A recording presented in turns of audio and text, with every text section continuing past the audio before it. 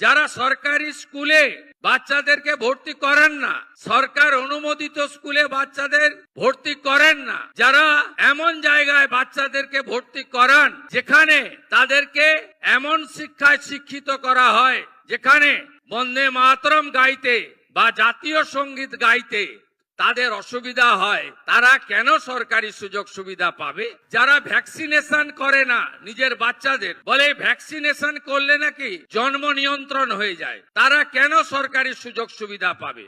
যারা সরকারি স্কুলে বাচ্চাদেরকে ভর্তি করেন না, সরকার অনুমোদিত স্কুলে বাচ্চাদের ভর্তি করেন না, যারা এমন জায়গায় বাচ্চাদেরকে ভর্তি করান যেখানে তাদেরকে এমন শিক্ষায় শিক্ষিত করা হয় যেখানে বন্দে মাতরম গাইতে বা জাতীয় সঙ্গীত গাইতে তাদের অসুবিধা হয়, তারা কেন সরকারি সুযোগ সুবিধা পাবে?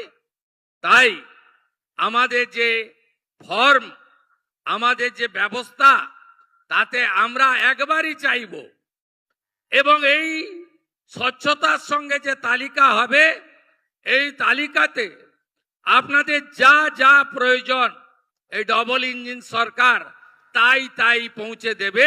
যেখানে দুর্নীতি থাকবে না, মধ্যস্বত্বভোগী থাকবে না, আপনারা প্রতারিত হবেন না, আপনারা একজন এই রাজ্যের নাগরিক হিসেবে আপনার অধিকার আপনি পাবেন।